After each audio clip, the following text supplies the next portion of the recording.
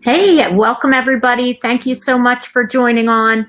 I'm really excited to be with you tonight and talking about my visits to Burlington County and Camden County, which we've been to as a family many times, but we made a special trip out as part of our county tour. My kids had a great time this summer. I many times in my class with eighth graders would get to go out to Burlington County and go kayaking or canoeing at Nick's. But this time we were out at Batstow Village, which we also have been to. It's a great place to go for a little hike around. There were lots of families out already starting to take their holiday card pictures. I think there was a wedding maybe happening that people were getting their pictures for that as well. So it was nice to see families able to enjoy that time. We also saw a car show was happening while we were there. So Marshall, of course, was thrilled to see that. There were some really old antique cars and a whole group of Porsche cars that were there with all the owners talking and being able to share some stories about that. And Marshall just wanted to walk around and look at all the cars instead of going for the hike. So it was neat to be able to bring him out. And the weather Saturday was fantastic. It was absolutely gorgeous. So it would have been a great day to go back to Mix and do the canoe trip, which as a Northfield community school teacher, we took the eighth graders, and it was something that many of them had never done before. Interestingly, being this close to the Pine Barrens, and yet a lot of students hadn't had the opportunity to go out with their families or friends and do a canoe trip like that. And so we had a great science teacher who could even be watching now, Kathy, who would teach the kids about the importance of the Pine Barrens and the process, how the cedar water gets its color, and different things about nature that they could then study when they were out there on this kind of end of year trip that we would do with the whole class. And it inevitably ended up with a few tipped canoes and kids having a little bit of a water fight, but everybody had a great time each year. And it's one of the things that I miss from being in the classroom. But it was nice to be back and to also stop after doing a little bit of a hike and walking through some of the historic part of Batstow Village to stop and get a blueberry milkshake. And the kids had some water ice. We stopped right there outside of Batstow Village. I think it's called Sophia's, one of the old Stewart's root beer stops where they walk right up to the car and provide service. But it just was good to see that there was some business. But when I did talk to our server there, she said that it was slower this year than it had been in years past. So I was sorry to hear that. And I know that's why we're having these conversations. That's why we're doing this tour, is to really talk to small businesses and to hear how they're making it through this period, but also what they need. How are we going to get through the winter months? What is not only our response to the virus for small businesses, but long-term plans? How do we strengthen our communities and make sure that they have what they need? I know one important piece, especially for both Camden and Burlington County, is to make sure that people are filling out the census. I say that particularly for these two counties because it's less densely populated, and so every identified person counts and really matters, and making sure that we have an accurate count of who's there can help make sure that resources come to that area. Another important thing that I'm thinking about after being back in the Pine Barrens is how we're protecting our great resource and our beautiful forests from the kind of wildfires that we're seeing happening in California right now. So, I've been just so saddened by what we're seeing, and also tuned in to all the fires that we're watching, the impact that it's having on the health of those people living in the area, how they, not only the houses have been decimated, but our forests, which are such a great natural resource. And knowing that we need to make sure that maintenance is happening on our own forests, but that it's not only making sure that the maintenance is happening, but addressing the climate change that is ultimately contributing to an increase in the number of fires that we're seeing. So I think that it will be important to address that right away. We know that this administration has rolled back some of the environmental protections that we were hoping would get us toward 100% renewable energy, and we need to be able to make that a priority from day one in January. And that protecting both the Pine Barrens, our aquifers, our coastline, but also those who have been impacted from flooding, from the Delaware Bay tributaries that have flooded and are impacting homeowners who have had to make repairs in 2019 and beyond, that are thinking about leaving. Can they afford to have flooding like that happen again when that cedar water came into their houses and destroyed the whole first floor with 2 feet of water? That tells me that we need to better prepare and make sure that the infrastructure we need to move us toward clean energy is in place, that the national flood insurance is there for the families when they need it, and that more people will be protected, and that we have options for those people who have decided that they might want to relocate because it's been too much to go through that again and again. We then traveled out to Camden County and had a really nice visit with some locals there. We went to Brotherton Brewery. I got to meet with the owners there, and it was packed. It was their whole outdoor venue was set up. It was fantastic. I know that they've done a lot of work to renovate the old fire station there, and it was nice to see that this new business, they've been in business as a brewery for several years, but that their new location was doing so well and that they had been able to adapt. They turned what was meant to be their parking lot into a really great looking outdoor venue that was really busy. People were out. It didn't hurt that the weather was great. We know that there'll be more challenges once the weather starts to get cooler, and that we need to address that. People need options and how we can support those businesses as the weather gets colder and outdoor dining is not feasible. But for Saturday, it was beautiful. I enjoyed getting to tour around their facility and also to see so many families that were out. But once we went down kind of the main street there, I was really glad to have the mayor show me around and just point out where some of the small businesses had been. And he said, Amy, there's a business there that shut down 2 years ago. And over here's one that closed 4 years ago, and another that's been gone for 3 years. And in all of those locations that he pointed out, they hadn't been replaced. Nothing new had come in. And I think that was his greatest frustration in trying to figure out how they were going to be able to bring those new ratables into town, but also that energy into town, because we know it's more than just it's not just the tax dollars, but a sense of community. If we want Brotherton Brewery to be able to do well, it's nice for it to be anchored to several other stores that are also doing well. And we popped in and said hello at the ice cream shop next door. It was very cute. It'd been there for quite a long time. And it was great to be able to walk around and see some of what was happening and where he saw potential for investments, but also knowing that there were some homes that were blighted, that there were areas that had been left abandoned, and we needed to make those investments in infrastructure again to be able to bring people to that area.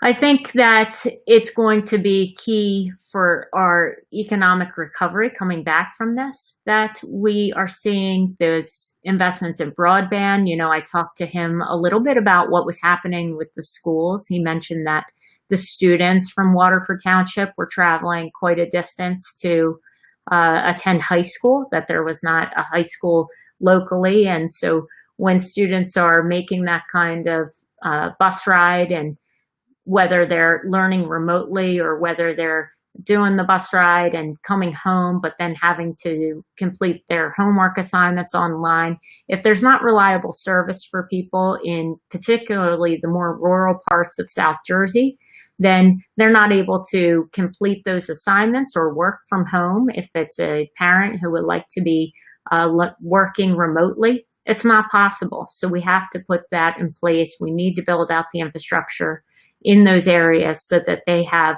reliable service. And we also need to make sure that the kids have their devices to be able to operate on as well.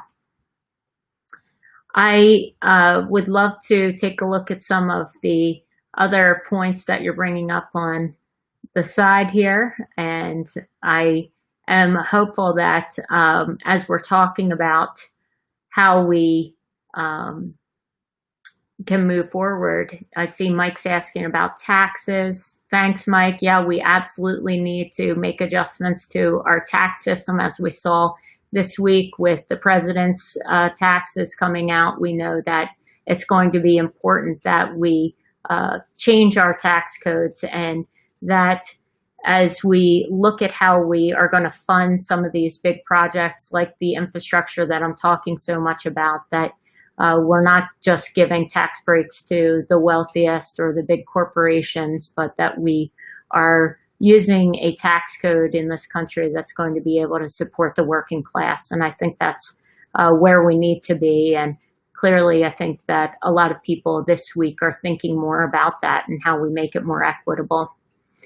You know, it's important for these small communities to have a long-term plan of how we move forward and build out. I think that's going to come from not only infrastructure, but from being able to diversify their economies. We know that, you know, the glass manufacturing that once supported Batstow Village is not there now, and nothing seemed to replace that. And that's why when we think about how our economy can grow in South Jersey, not only is it going to be about bringing the federal dollars and better roads and bridges, but what does that mean for bringing in companies that would want to grow there, expand their businesses there, and how do we bring them to South Jersey? And is there an opportunity perhaps to build out ecotourism, because we do have those beautiful resources of the Pine Barrens and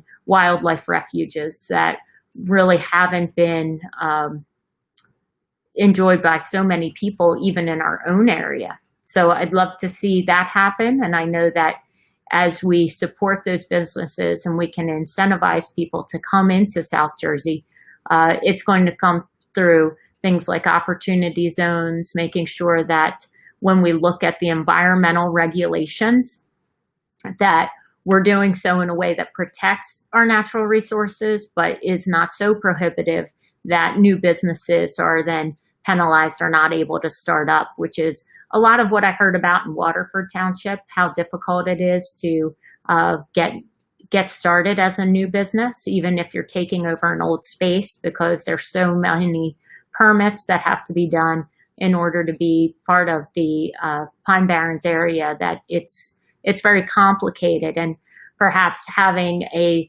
mentor program or some more assistance for new businesses would benefit all the communities, because we know that when you're just getting started, trying to figure out how to get funding and grants and loans is sometimes the thing that keeps someone from even wanting to take that next step. So we've also seen where people have been able to pivot and maybe address this in a different way. So that was true for Brotherton Brewery, who found some success in being able to do things like pickup, in doing more outdoor dining. They said that 9 people out of 10, when they ask, would you like to sit indoors or outdoors, have chosen to be outside, even once indoor dining resumed. So I think looking for more ways to expand that would be fantastic. And making sure that we're supporting things like the Restaurant Act, so that small independently owned restaurants will be able to make it through this time would be key. Let's take a look and see if there are any thoughts about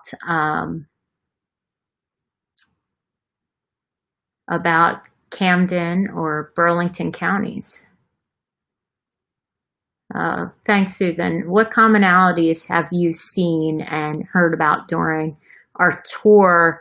I think the most common thing that we're hearing about during this tour is just that the cost of living in South Jersey versus the opportunities that are available is just really making it challenging for people to stay. And I know that we've talked a lot about how we can train and educate our young people here, but if we really support them in their higher education goals, but there aren't the jobs there for them to move into once they're done that higher ed, they're not going to come back to this area and locate here.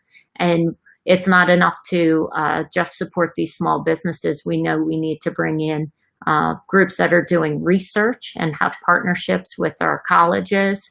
We're going to need to have better paying jobs that are related to green energy. So whether it's through the wind ports or when we're talking about what the FAA is studying, we could also be doing a lot more research on climate change right in South Jersey, where we are anticipated to be so hard hit.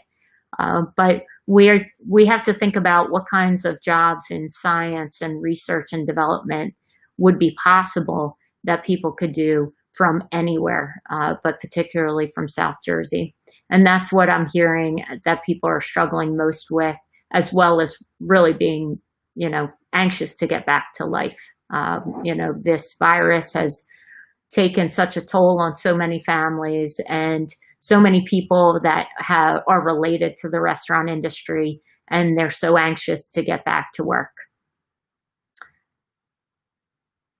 Oh, thank you so much for that question, Jose. You mentioned about Domestic Violence Awareness Month and how we support survivors of domestic violence. I think that's really great that you're bringing it up. It's something that unfortunately during the pandemic has increased. We know that during this isolation, it's been very challenging for people to get out, and the more that they are potentially indoors or not able to socialize, the more challenging some of those domestic situations can become.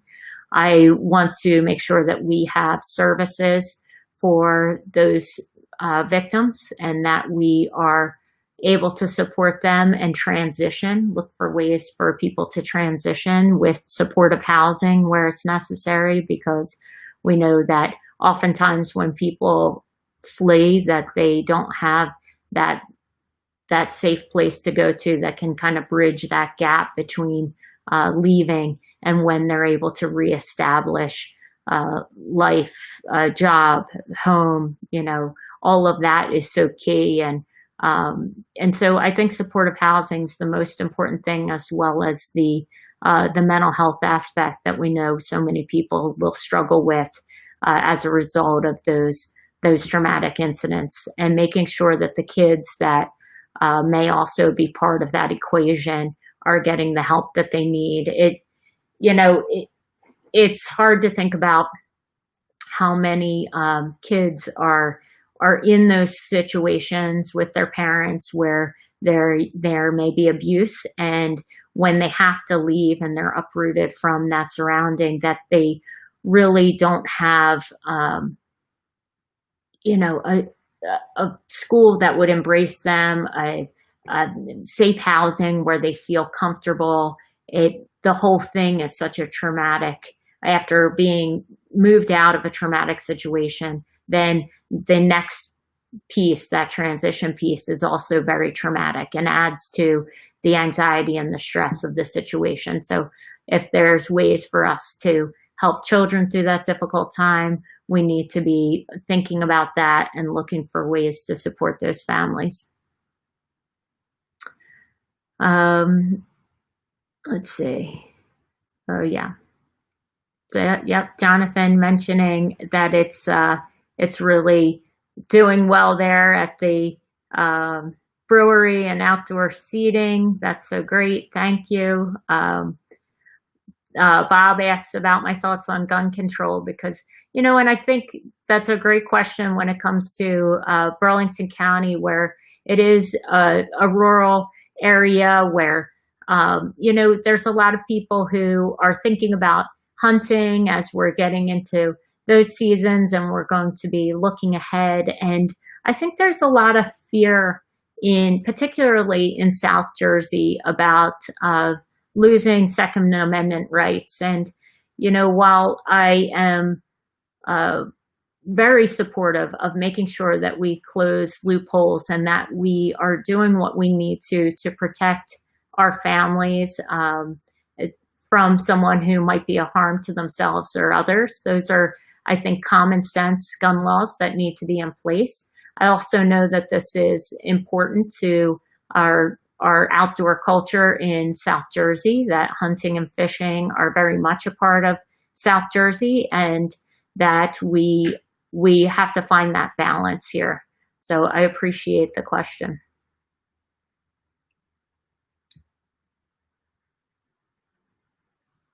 Yeah. Just taking a look to see what else we can comment on that might be part of a question for Camden or Burlington. But thanks. And Mike had another question for me. Why did I stop teaching at Northfield? That's a great question, Mike. I had 5 kids, and so I was teaching at Northfield, and I loved teaching there. I was there for 14 years, and I was also at that time growing my family, and I had taken maternity leave and then decided to have another child. And when I went out on maternity leave again, I really wanted my students to be able to have somebody that was going to be there for them, knowing that Patrick and I were still building our family. So that was important for me. And I really also wanted to be able to focus on mental health and how we could be moving more in a direction of policy. Because while I really enjoyed teaching in the classroom and talking to the kids about history and civics, I felt like there was a lot that I had seen in my experience there that could be influenced by moving toward policy and talking more about how we could affect students' lives by bringing services into the school that would have a long-term impact on their overall well-being. So it's important for me to see that move forward. I knew that there was just so much that we could do for a student who was struggling in a history class, that this was something that was going to stay with them regardless of how they did in maybe my classroom, that they might need supports that we're going to carry with them through the next several years until they were able to learn kind of the coping skills that they might need, or if it was maybe a longer term serious mental illness, that they would have those resources. We know that right now, when kids display challenging behaviors or maybe start to show signs of a mental illness in middle school, that the statistics are that it takes 9 years before they get their first services to help them with that. And that's just too long. And knowing that, I felt like I could work to help make a difference. So,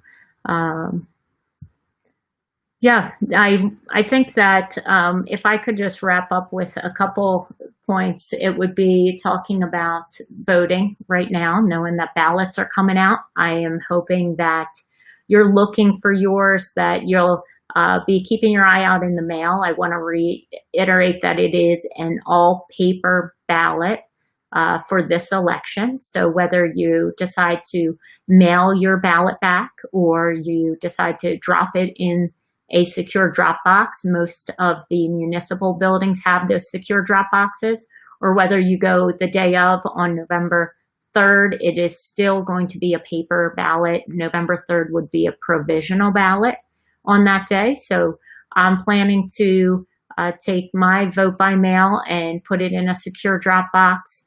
And I am going to do it early and make sure that there's time for you to have your ballot back. If you're deciding to put it in the mail, the earlier you could send it, the better, because you're also able to track it online and check that it's been received. And I think that should give us all some peace of mind, as well as the fact that this was a 50% higher than ever in the history of the district turnout.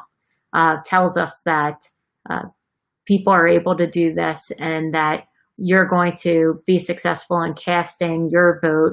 I was also lucky to be in Bridgeton this week to celebrate the 100th anniversary of women's right to vote there.